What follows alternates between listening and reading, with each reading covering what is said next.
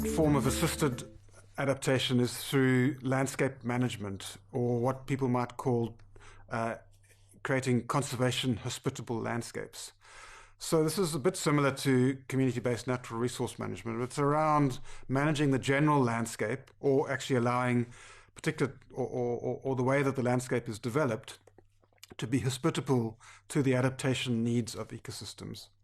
So one example is to manage the landscape in a way that maximizes the connectiveness between the fragments of ecosystem that are out there. So imagine you're in a city environment and there are parks and nature reserves around the city.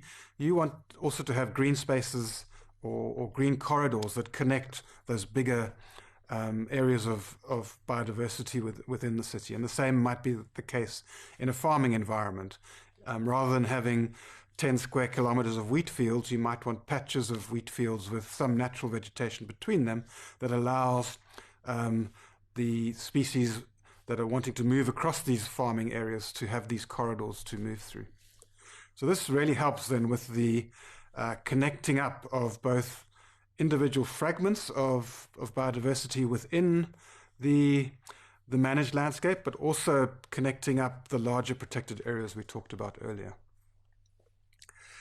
Going to sort of more extreme levels of assisted adaptation, one approach is what is called assisted migration. And this is where you, rather than creating an enabling environment for species to respond, you actually directly transfer species into new locations.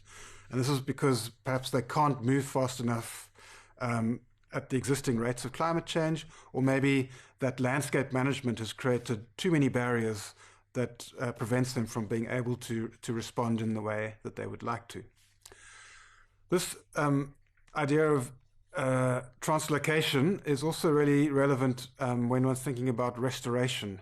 So if you're restoring the ecology of a particular area that's been damaged in some reason, one needs to think about what one is planting and what one's translocating there, because you need to have sort of flexibility to cope with both the current climatic conditions and the future conditions that might be experienced in the future.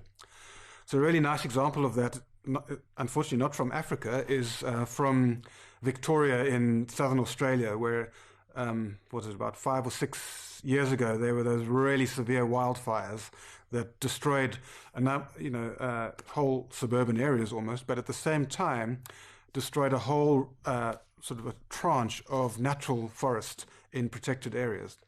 And so there's a process now of replanting to regenerate those forests, and the question is, what should be being planted there? Should we be planting forest species that occur there now, or tree species that would be suitable 50 or 100 years in the future? And what they've actually decided to do is to plant a mix. So they don't quite know how the climate's going to change, so they're planting a mix of species that would be suitable today, interspersed with species that would be more suitable in the future, and that creates flexibility in the forest system to cope with those emerging climate changes as they occur. So the final form of assisted adaptation is really the most extreme, and people call this ex situ conservation. It's a bit like this really is the Noah's Ark of conservation. It's a last resort to preserve genetic diversity through keeping animals and plants and their genetic material in storage outside of the natural environment. So zoos are an example in the animal context, where there are some species that have become extinct today that are only found in zoos, and trying to maintain at least a minimum viable population so that there can be that repopulation in the future.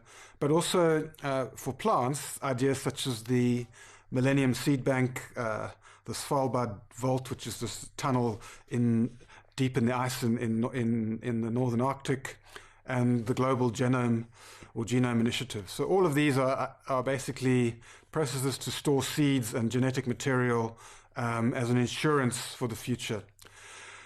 What the problem is, it doesn't preserve ecosystems, obviously. So this is really around the hope that if we do have really serious impacts on ecosystems, that we can then restore them with this preserved genetic material. It's a little bit unclear how much needs to be preserved in these sort of Noah's Ark settings. So do we just need to preserve a few examples of a single species, or do we need to preserve a wide range of within-species genetic diversity? And the thinking is that we need that within-species genetic diversity, and that then increases the collection and storage challenges that are involved in these banks.